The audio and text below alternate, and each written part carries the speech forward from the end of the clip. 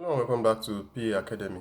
So in the previous parts of this video, we've looked at Butterworth filter, and there's no way we look at Butterworth filter without looking at Chebyshev filters also. So if you also missed that part on the Butterworth filter, so kindly check the playlist on filters, and then you'll find the video there. All right. So in talking about Butterworth and Chebyshev, so one of the things that you might want to come across is asking me what's the difference between the Butterworth and the Chebyshev filter.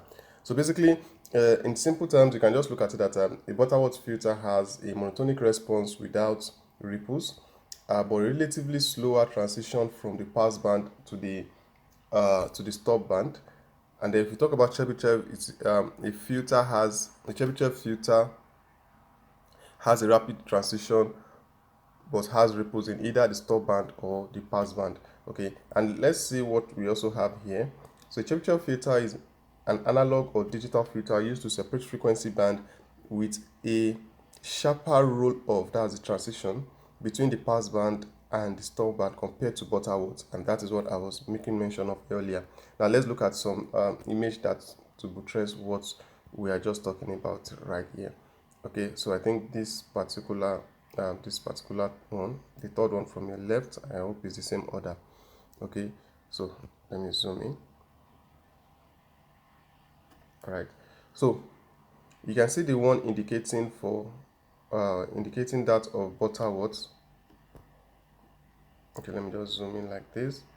So you see, there's one indicating for Butterworth like a fourth order, and then for the Chebyshev also, which is a fourth order. Now you see that for that of Chebyshev, it comes with it has a ripple. So that's what I was mentioning earlier, that a Chebyshev filter has a rapid transition but has ripple.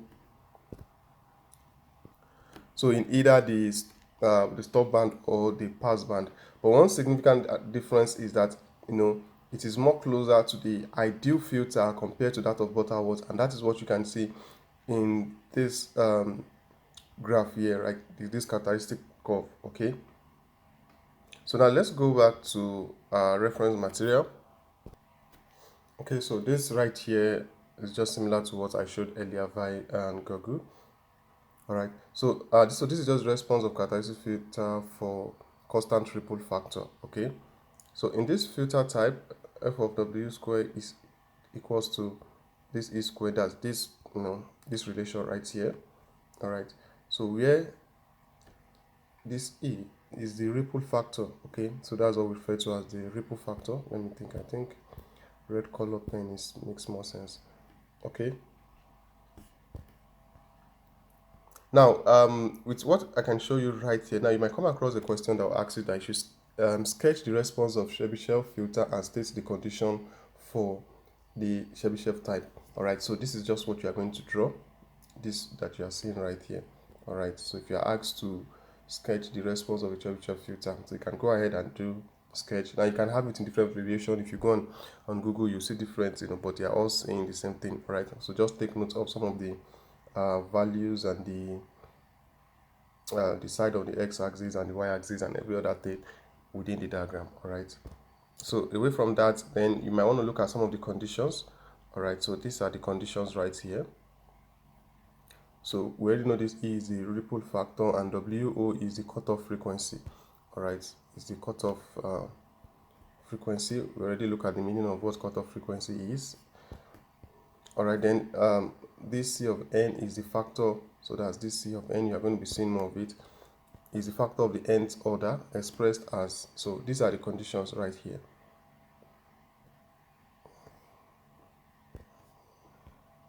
And to this point, okay.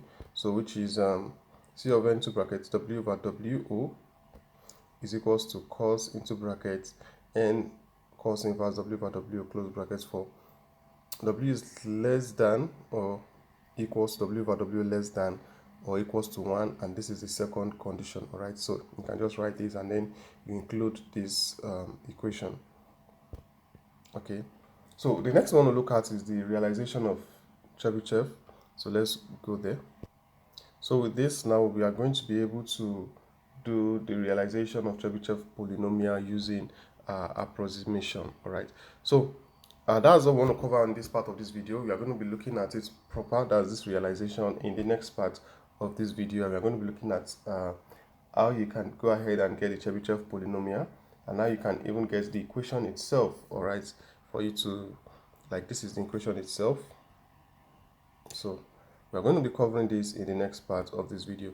So thank you very much for watching, guys. I'll see you all in another video, and in the next one rather. So if you are yet to subscribe, please go ahead right now, click on that subscribe button. If you have any question or any doubts with everything we are doing so far, do let me know in the comment section. So thank you very much, guys. I'll see you all in the next part of this video. Thank you.